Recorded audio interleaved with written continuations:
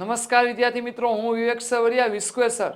મિત્રો, ધોરણ 10 વિજ્ઞાન ચાલી રહ્યું છે. લેક્ચર નંબર 6 નહીં પણ ચેપ્ટર નંબર 6 છે અને લેક્ચર નંબર 9 છે.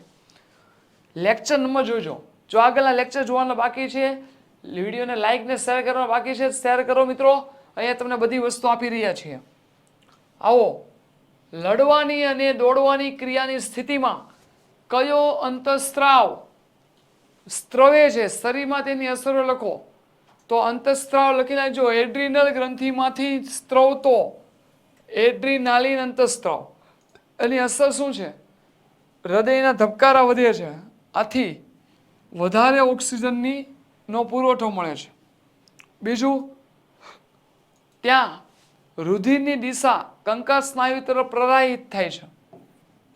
ત્રીજું, ઉરોદર પટલ અને પાછળીઓના સ્નાયુઓનું સંકોચન થવાથી શ્વસન દર વધે છે. આ બધાને લીધે લડવાની અને દોડવાની ક્રિયાની સ્થિતિમાં અંતઃસ્ત્રાવની અસર થાય છે. મિત્રો, હાથેથી લખેલી બુક મેળવવા માટે વોત્સન કોચિંગ ક્લાસીસ નામની એપ્લિકેશનની મુલાકાત લો. પ્રાણી અંતઃસ્ત્રાવની લાક્ષણિકતાઓ. તો તે ચોક્કસ અંતઃસ્ત્રાવી ગ્રંથિમાંથી સ્ત્રાવ પામતા ચોક્કસ રાસાયણિક સંયોજનો છે. તે રાસાયણિક સંદેશા વાહકો છે. તે ચોક્કસ લક્ષ્ય કોષો, પેશી કે અંગો પર તેની અસર દર્શાવે છે. તે રુધિર દ્વારા વહન પામે છે. તે ખૂબ અલ્પ માત્રામાં સૂવે છે. રાઈટ? તેનો વધારે સ્ત્રાવ કે ઉણપ ચોક્કસ અનિયમિતતા અથવા ખામી સર્જે છે. મનુષ્યમાં વૃદ્ધિ સાથે સંલગ્ન અંતઃસ્ત્રાવ, વૃદ્ધિ અંતઃસ્ત્રાવ અને થાઇરોક્સિન. વૃદ્ધિ અંતઃસ્ત્રાવ એટલે તે પિટ્યુટરી ગ્રંથિમાંથી સ્ત્રવે છે. તે શરીરની વૃદ્ધિ અને વિકાસને નિયંત્રિત કરે છે. થાઇરોક્સિન તે થાઇરોઇડ ગ્રંથિમાંથી સૂવે છે, નું આવે અહીંયા બધે આવશે, સ્ત્રવે છે આવશે. રાઈટ? થાઇરોક્સિન એ થાઇરોઇડ ગ્રંથિમાંથી સ્ત્રવે છે. બધે તમારે સ્ત્રવે આવશે. રાઈટ? તેના સંશ્લેષણ માટે આયોડિન જરૂરી છે. અને બીજું, નિયંત્રણ માટે કાર્બોદિત પદાર્થ, પ્રોટીન પદાર્થ અને ચરબીની જરૂર પડે છે. તે શરીરની સંતુલિત વૃદ્ધિ માટે જરૂરી છે. વિદ્યાર્થી મિત્રો, ધોરણ 3 થી 12 બધા જ વિષયની સમજૂતી, સ્વાધ્યાય, એકમ કસોટી માંડીને ઘણું બધું જોવા માટે અથવા મેળવવા માટે વોત્સન કોચિંગ ક્લાસીસ નામની એપ્લિકેશન પ્લે સ્ટોર પર મુકાઈ ગઈ છે, તેને ડાઉનલોડ કરી લો.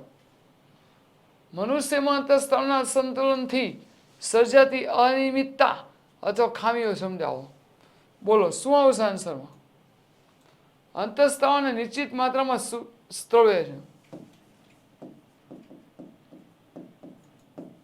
અંતઃસ્ત્રાવો જે છે એ નિશ્ચિત માત્રામાં સ્ત્રવે છે. તેમની સાંદ્રતામાં અસંતુલનના કારણે વધારે ખામીઓ સર્જાય. પહેલી ખામી, વધારે ઊંચાઈ. ઘણી વ્યક્તિ લાંબી હોય, એનો મતલબ કે એમાં અંતઃસ્ત્રાવ, જીએસનો અંતઃસ્ત્રાવ વધારે હશે. વામનતા, નાની એવી વ્યક્તિ હોય એમાં જીએસની ઉણપથી એમાં વામનતા આવે છે. ગોઈટર, આપણા શરીરમાં આયોડિનની ઉણપ થાઇરોક્સિન અંતઃસ્ત્રાવને કારણે થાય છે, જેને લીધે ગોઈટર નામનો રોગ થાય છે. અને આની અંદર શું થાય? ગળાનો, ગરદનનો જે ભાગ હોય ને એ ફૂલી જાય છે. મધુપ્રમેહ, ડાયાબિટીસ. તો ઇન્સ્યુલિનનો એટલે કે ઇન્સ્યુલિનનો સ્ત્રાવ પ્રમાણમાં ન હોવાથી, પૂરતા પ્રમાણ ન થાય ત્યારે રુધિરમાં શર્કરાનું સ્તર વધી જાય છે, જેને કારણે મધુપ્રમેહ થાય છે. મધુપ્રમેહ થવાનું કારણ મેન એ છે કે ઇન્સ્યુલિન નામનો સ્ત્રાવ પૂરતા પ્રમાણ ન થાય એટલા માટે.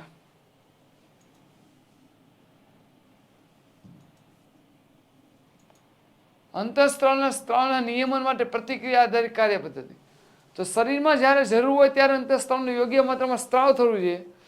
જો જરૂર ન હોય તો કાર્ય પર અસર થાય છે. અને દરેક કાર્ય કરવા માટે નવી નવી ક્રિયાવિધિ હંમેશા જાણવી જોઈએ. અને તેની સામે પણ એ શું આપી શકે છે? રક્ષણ આપી શકે છે. શું આપી શકે છે? રક્ષણ આપી શકે છે. ઉદાહરણ તરીકે, જ્યારે આપણા શરીરમાં શર્કરાનું પ્રમાણ ઘટી જાય કે વધી જાય ત્યારે સ્વાદુપિંડના કોષો તેની જાણકારી મેળવે છે અને ઇન્સ્યુલિનનો વધારે સ્ત્રાવ કરે છે. ધીમે ધીમે સ્તરનું પ્રમાણ ઘટતું જાય છે અને શર્કરાનું સ્તર ઘટી જાય ત્યારે ઇન્સ્યુલિનનો સ્ત્રાવ ઓછો થઈ જાય છે. રાઈટ? ચાલો, થેન્ક્સ ફોર વોચિંગ. તો વિદ્યાર્થી મિત્રો, આજનો લેક્ચર અહીંયા પૂરો કરીએ. નવા લેક્ચરમાં નવા પ્રશ્ન સાથે મળીશું. લાઈક શેર કરો, વિડીયો ખાસ શેર કરો અને લાઈક કરો. Thank you very much.